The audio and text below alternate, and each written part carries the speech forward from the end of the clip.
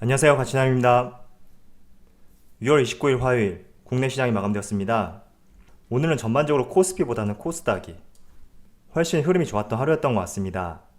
그리고 전반적으로 오늘은 배당락이기 때문에 아마도 중간 배당을 지급했던 많은 종목들의 어제의 매수세가 일부 매도세로 돌아설 수 있는 그런 하루였던 것 같습니다. 그래서 코스피는 0.4%의 하락이 나왔고 반대로 코스닥은 0.4%의 상승을 보여주었습니다. 자, 그리고 코스피 시가총액 상위 순서를 보시면 제가 과거에는 이슈되고 있는 4종목 위주로 여러분들에게 말씀을 드렸는데, 이렇게 코스피 시가총액 상위 순서로 여러분들에게 설명을 드리는 것이 전반적으로 오늘 하루의 흐름을 이해해 볼 수 있고 앞으로의 흐름을 이해해 보는데 조금 더 도움이 될 것 같아서 한번 방식을 바꿔봤습니다. 그래서 한번 살펴볼게요. 자, 일단 삼성전자는 오늘 1.2%의 하락이 나왔고 하이닉스도 마찬가지로 0.4%의 하락이 나왔습니다. 전반적으로 오늘은 반도체 관련주가 부진했다고 볼 수가 있고, 또 카카오 오늘 2%의 상승이 나오면서 지수 대비 좋은 모습을 보여주었고 오랜만에 반등이 나왔다, 이렇게 볼 수 있는 것 같습니다. 마찬가지로 네이버도 상승이 나왔네요. 그리고 LG화학, 삼성 SDI, 2차전지 관련 종목들도 오늘 지수가 썩 좋지 못했지만 그래도 나름 선방을 보여주었다고 볼 수 있는 것 같습니다. 반면에 포스코, 철강 관련주는 상당히 좋지 못했고 현대차도 오늘 조금 부진했던 것 같습니다. 자, 이어서 코스닥을 살펴보면 오늘 코스닥은 눈여겨볼 종목이 펄어비스예요. 이 종목이 오늘 20% 이상의 상승이 나왔는데 주된 이유 중에 하나가 중국에서 게임 서비스를 하기 위해서는 반드시 외자 판호가 있어야 됩니다.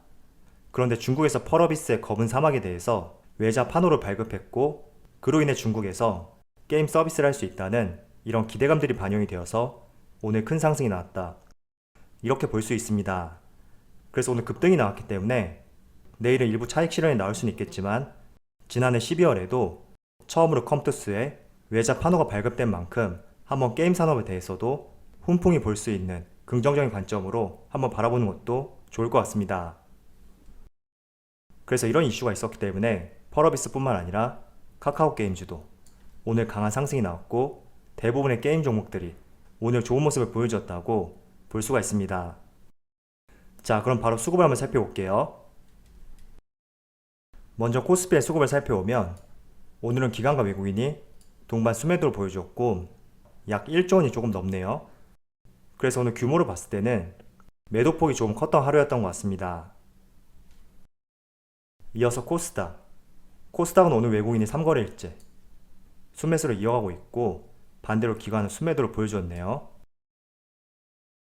그리고 삼성전자, 오늘 삼성전자 6거래일 만에 모처럼 하락이 나왔고 기관과 외국인도 동반 순매도를 보여줬습니다. 그리고 현대차는 오늘 외국인이 순매수를 보여줬고 기관이 나홀로 순매도를 보여주었네요. 이어서 카카오가 그동안의 하락폭을 딛고 어제부터 조금씩 반등이 나오고 있는데 오늘은 오랜만에 외국인이 순매수를 보여줬고 그래도 기관은 여전히 순매도를 이어가고 있습니다. 그리고 네이버도 살펴보면 마찬가지로 외국인이 순매수를 보여줬고 기관은 순매도를 보여주었네요. 마지막으로 삼성 SDI는 오늘 기관과 외국인의 동반 순매수가 들어왔고 연기음도 강하게 매수세를 보여주었습니다. 확실히 삼성 SDI는 최근에 기관과 외국인이 강하게 매수세를 보여주는 것 같습니다. 자, 그럼 주차별 매매 동향에 대해서 살펴보도록 하겠습니다. 6월 29일 외국인이 가장 많이 매수한 종목은 효성TNC, LG화학, 네이버, 녹십자, 삼성전기, 이렇게 5종목을 순매수 상위 종목 올렸습니다. 밑에 카카오도 포함이 되어 있네요. 이어서 기관을 살펴보면 삼성 SDI, SKI테크놀로지, FNF, 효성첨단소재, KCC, 이렇게 5종목을 순매수 상위 종목 올렸습니다. 자, 내일이면 이제 2분기가 끝나게 되는데 먼저 삼성전자 2분기 잠정 실적 전망치가 증권사를 통해서 발표가 되었습니다. 대표적인 금융정보업체인 FN가이드에 따르면 이번에 삼성전자 2분기 실적은 매출이 약 61조 원, 그리고 영업이익이 약 10조 7,400억이 될 것이다. 이런 전망이 있었습니다. 자, 그리고 일부 증권사들, 골드만삭스에서는 11조 원을 돌파할 것이다. 이런 전망도 있었습니다. 일단 11조 원이라는 규모는 실제로 이렇게 나오게 된다면 역대 세 번째로 높은 실적이 될 수 있습니다. 지난번 2017년하고 2018년, 이 당시에 2분기 실적이 최고치를 형성했었는데 그 이후로 2019년도와 2020년 모두 10조는 돌파하지 못했습니다. 그래서 일단 시장 전망치인 10조 7천억, 과연 이 실적보다 얼마나 더 잘 나올지 그걸 조금이라도 가늠해보기 위해서는 내일 마이크론 테크놀로지의 실적 발표, 이 실적 발표를 통해서 삼성전자의 2분기 실적이 조금 더 상향 조정될지 아니면 보합으로 끝날지 이런 게 결정이 될 것 같습니다. 자, 그런데 지난번에도 말씀드렸듯이 삼성전자는 본 실적 발표보다 경쟁사인 마이크론 테크놀로지, 이 기업의 실적 발표에 따라서 주가의 상승과 하락이 나타나는 종목이었습니다. 왜냐하면 삼성전자보다 선제적으로 실적 발표를 하고 그 실적을 토대로 삼성전자의 반도체 업황, 이 부분을 가늠해 볼 수가 있기 때문에 실제로는 삼성전자의 실적 발표보다 일주일 앞서서 발표되는 마이크론 테크놀로지의 실적 발표, 여기에 따라서 주가가 조금씩 움직일 수 있는 가능성이 상당히 높습니다. 그래서 아마도 국내에는 7월 1일 목요일날 실적 결과치를 알 수가 있고 그에 따라서 2분기 실적 전망치도 조금 더 상향 조정이 될 수 있으니까 한번 기대를 해보셨으면 좋겠습니다. 자, 그리고 세부적으로 한번 살펴보면 삼성전자의 많은 사업부 중에서 반도체 부분의 예상 영업이익이 약 6조 6천억 원으로 전망을 하고 있습니다. 그리고 지난 1분기에는 3조 3천억이었기 때문에 지난 분기 대비 반도체 사업 부분은 영업이익이 2배 이상 증가할 것으로 전망을 하고 있습니다. 자, 그리고 직전 1분기에는 반도체보다는 스마트폰이 삼성전자의 실적을 이끌었다면 2분기에는 반도체 쪽에서 실적 성장을 이끌 것으로 전망을 하고 있습니다.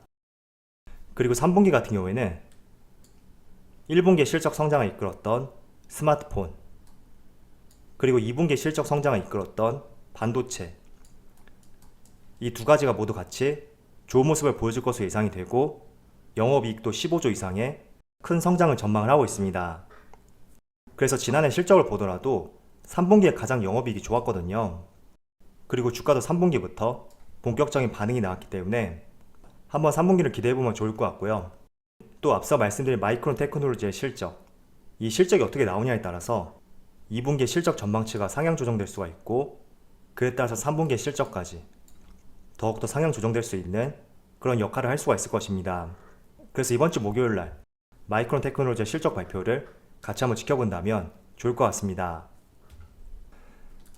자, 그런데 최근에 삼성전자하고 SK 하이닉스도 마찬가지고요. 계속해서 많은 증권사에서 목표가를 하향하는 이런 선례들이 발생이 되고 있습니다. 그리고 목표 주가를 하향하는 주된 이유 중에 하나가 메모리 반도체 부분이죠.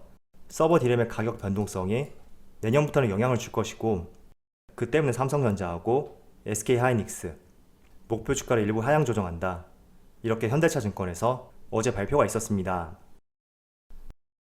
자, 그런데 저는 이 메모리 반도체, 조금 전에 현대차증권에서는 내년에 메모리 반도체의 가격 상승, 이 부분을 장담할 수 없기 때문에 매수 의견을 그대로 유지를 했지만 목표 주가를 하향 조정하는 그런 의견을 내비쳤다고 하더라도 지금 메모리 반도체 시장의 매출 전망을 한번 살펴보세요.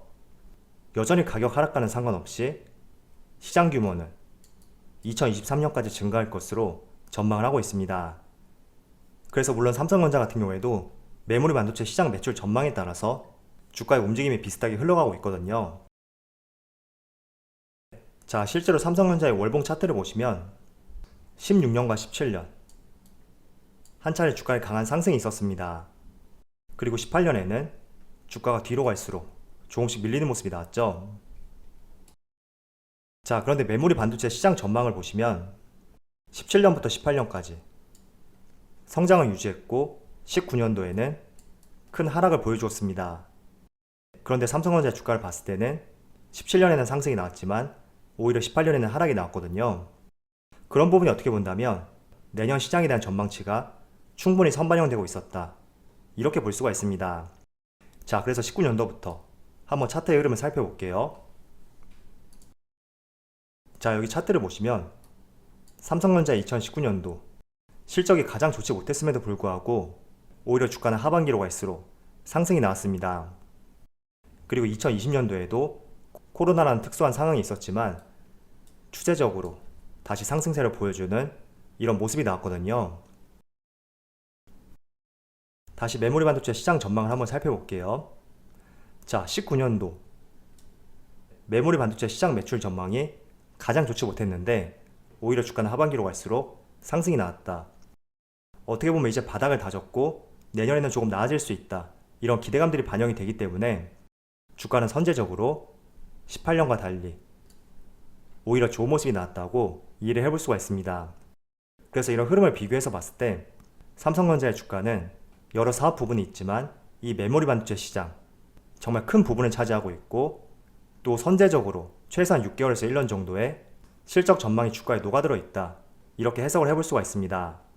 자, 그렇다면 올해 2021년 최소한 지금 주가는 올 하반기와 내년 상반기까지 어느 정도 실적 전망치가 주가에 녹아 있다. 이렇게 볼 수가 있거든요.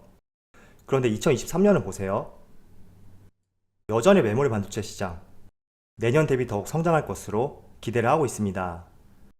자, 그래서 지금은 눌리는 구간이라고 볼 수가 있지만 과거 19년도처럼 이렇게 메모리 반도체 시장이 업황이 꺾일 것으로 전망이 되지 않고 있기 때문에 충분히 다시 상승 쪽으로 방향을 잡을 수 있다고 생각을 하고 있습니다. 그래서 삼성전자는 항상 계단식으로 상승을 하거든요. 이렇게 횡보하는 기간이 길었고 크게 상승을 보여주고 또 횡보하는 구간을 보여주고 크게 상승하는 이런 모습을 항상 보여주었기 때문에 분명히 어느 시점이 되었을 때 그 시점이 3분기 실적 발표가 됐던 아니면 코스피 시장이 외국인이 매수할 수 있는 우호적인 시점이 됐던 분명히 특정 시점이 되었을 때는 또 계단식으로 상승할 수 있는 그런 구간이 있을 것이라고 생각하고 있습니다.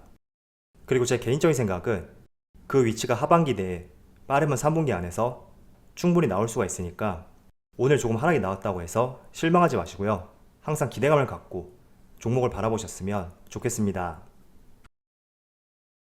자, 오늘 오랜만에 반등을 보여주고 있었던 철강 관련주들 지금 포스코를 보시면 약 1.6%의 하락이 나오고 있고 현대제철도 2% 이상의 약세를 보여주고 있습니다. 그래서 철강석 가격을 봤을 때는 여전히 견조한 가격을 보여주고 있지만 그런데 하나의 부정적인 내용이 나왔습니다.